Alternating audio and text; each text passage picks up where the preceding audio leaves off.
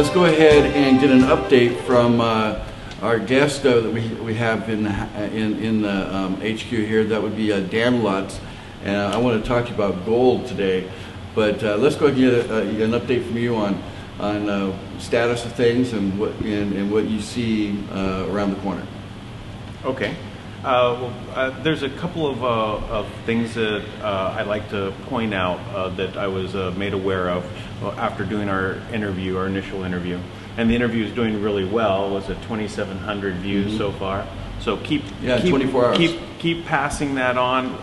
We have to get the word out so people will understand, because we're going to have to make a grassroots effort to bring this information forward for everyone so that we can get those payments accepted. One of the things that I was made aware of that I should have said was during the interview was that there are every country is going to receive $138.99 trillion as part of their payout. So there's already a form that's been sent to me that they've prepared for the world leaders to sign off on. And we will go ahead and post that form so you're able to actually look and see exactly what is going on and understand what that's all about. The other is about the human obligation side of this. Is they want to make sure everyone knows that every single person on the planet will have access to $6 million to actually use for their own abilities to create and make things happen in their lives. So that also is a very important piece of this that they want to make sure that everybody knows. Okay, that's an excellent report. Wow. Aren't you glad you tuned into the show? There's just, I mean, these are huge revelations of information. But I got a question for you, Dan. You know, we're referring to M1 here, and if you haven't watched the 60 news flash update, I strongly suggest you watch that so you have a basis on this conversation I'm having with Dan right now. This is Dan Lutz, who personally met with M1 himself in person, several meetings, and was in the country with him for about 2 weeks, and spent a lot of time getting to know all of this information, and got permission to share it out to the public. M1 wants this to go public, right? Wants all Yes. this. The mainstream media is not likely to put this out, though, right?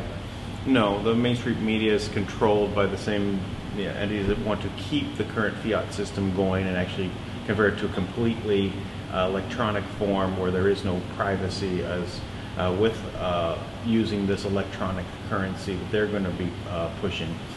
So there will be no cash, and if there's no cash, there's no privacy.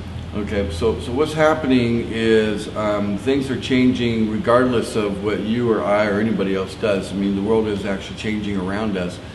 But is it safe to say that, you know, M1 has opposition and people that don't want M1 to complete these payments, or want the people that would be the decision makers to choose to deny or to decline these payments so that their debts don't get paid off? Is that would you say it's true that That's true. there's opposition to that? That was what I was referred to as the coup in the document that you had recently posted that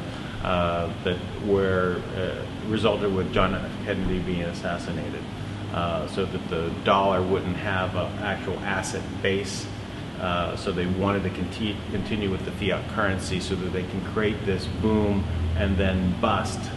And we're in the bust phase. And when everything busts, you know, like in the previous time, they came in and bought everything from everyone, and they became more wealthy, more powerful, yeah. And they're doing it again. And we must, you know, move forward and allow these payments to go forward. So all of us are going to have to be active in making sure that everybody knows about this offer and to pay off everybody's debt. And then we go right on to a asset-based financial system. And I've learned recently that some people are referring to all of this as a reset.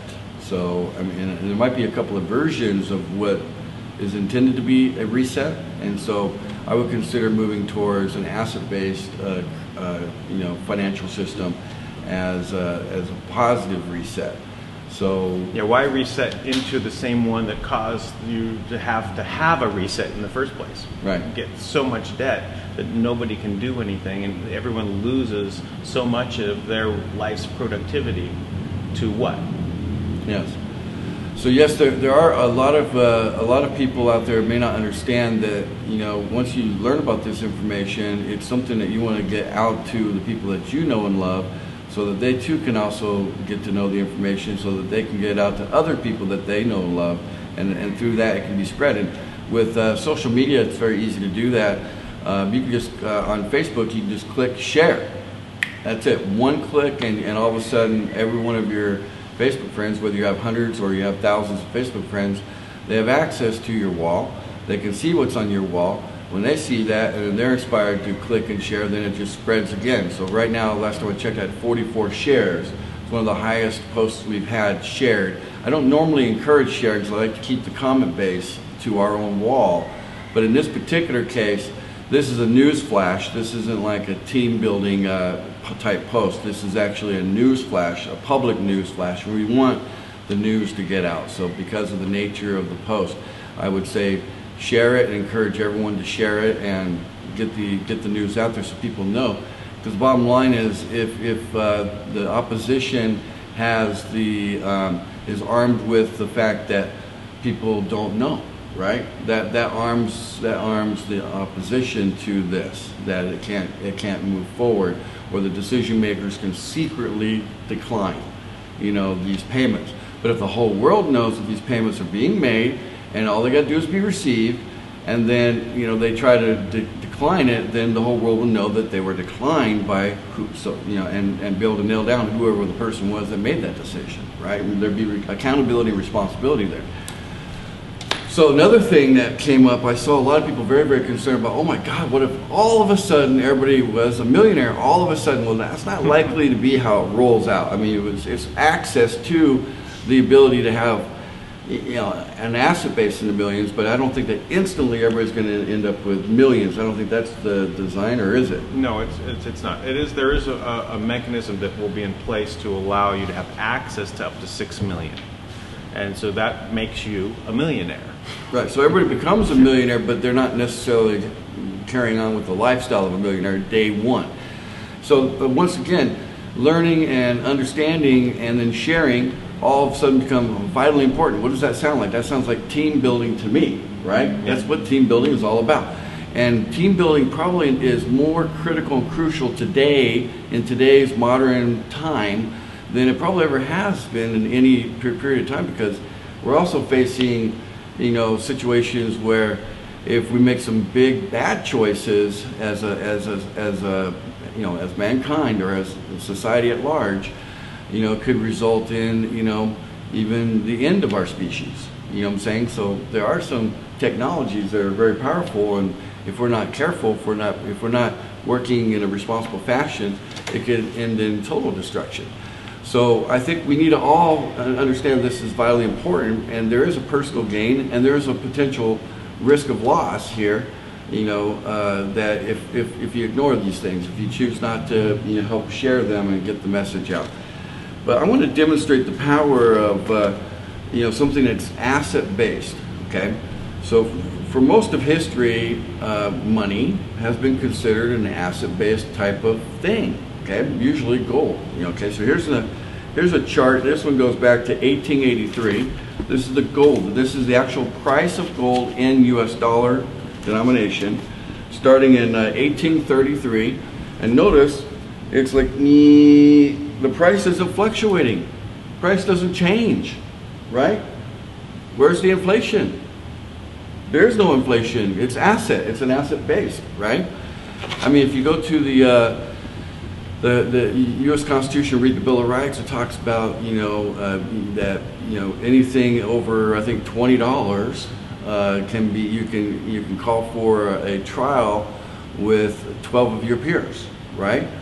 And in by today's standards, like, my goodness, it only takes $20 to get 12 of my peers to be, you know, have to show up and be a part of a, you know, some sort of a, you know, judicial case. Well, $20 used to be worth something. $20 in gold, that was an ounce of gold for the longest time. then an ounce of gold had, solid value. They always say you can always buy, like you could buy a suit and some shoes and have a nice dinner on an ounce of gold. You know what I'm saying? So it always had that kind of value. Even today, an ounce of gold can pretty much do that, but it's at an inflated value here. But look what happened in 1968. So right there in 1968, what happened to the price of gold? Okay. Now, when the Federal Reserve was created back in 1913 here, it was, the dollar back then was backed by gold. Okay. So, all right, paper, gold, same difference, right? Then they introduced a few other pieces of legislation around there. So the price of gold went up a little bit as a result. But did you know that in 1971 it was President Nixon that took the money off the gold standard? So it was no longer gold, backed by gold. It was basically fiat, is what they call it. It became completely fiat, and it's been a roller coaster ride ever since. But look at what happened, just total J curve there. It's like straight up. Okay. So that's what happens, guys, when you're dealing with something that's completely debt-based. That's what my entire life on planet Earth, I've been here in more or less in a debt-based situation, when it comes to money, and it's been very complex, and you have to keep up both mentally and physically with how the challenges that come with being under a debt-based system. But if we have an asset-based system again, if we move in the direction, I don't think it's going to happen overnight. Do you? You think it's going to happen overnight or suddenly asset-based? I think it's going to take some time. Yeah, but not. Everything's a process, yeah, right? Yeah, it'll take a little time, but not. Yeah, so it's not going to be boom and it just happens like that. But bottom line is that we're going to have an opportunity to be on the smart side of this thing. Okay, and that's where I want to be. I want to be on the smart side of this thing, and I'll put it on public record that I figure that there are good guys and there are bad guys. There are people that wear the white hats, and there's people that wear the black hats. And I clearly am one of the guys that's the white hat. I'm one of the good guys. I'm here to do stuff that helps people, empowers people. I'm not interested in systems of control. I'm not interested in systems of oppression or making people do things that they don't want. I'm completely against those things. So my position is I want people to be free to choose, have choices, have opportunity, and be empowered to take advantage of whatever they want to take advantage of, and all that. So that is what my position is, and your position is the same, right? Yep. So and after meeting with M1, you had the 2 weeks with him. What would you say his position is? Well, number one, white hat, and wants to basically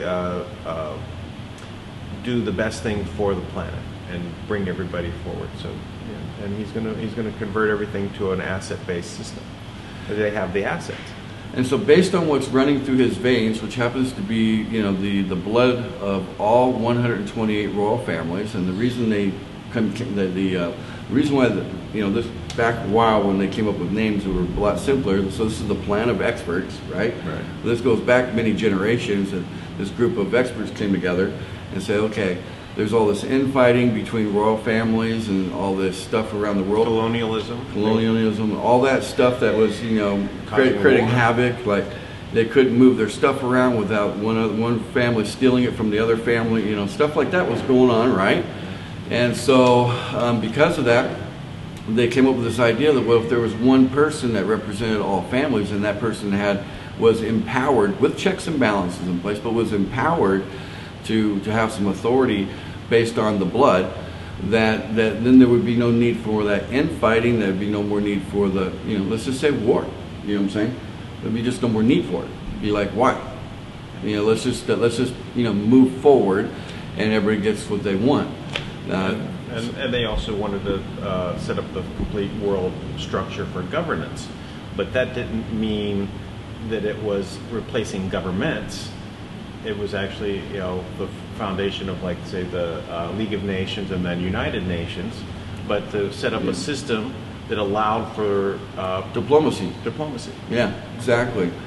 And I think diplomacy matters. I think diplomacy is a better option than war. So if we have a choice, let's choose diplomacy if there's really a clear choice. So, these are things that, I'm sharing some of my opinions here in today's powwow. On that news release, I asked a lot of questions, but I didn't share any opinions. But you're getting a few of my opinions and thoughts and my position, where I'm coming from, getting that from Dan as well. And he met with M1 personally, and from his testimony of being with this M1, then you know that at least you have a connection to the source. So this isn't just pure news. There's a connection here to the source. So very, very exciting. All right, so I'm going to go ahead and move on. I want to talk about growth. Okay, team building growth. This is just a representation in a chart what that should look like. Okay, if you're tuned into the show right now, I'm here to tell you that in a matter of months, everybody should be in a position that's part of this right now. We got 1,700 now in the team. Everyone should have a team of millions of people. You know, we're not talking about building small teams here. We're not talking about having a small team below you of people that you have some influence. Okay, that you have a position of influence over a group of people, and so your voice is going to be better heard if you've got influence and you got a team of people supporting you and your influence.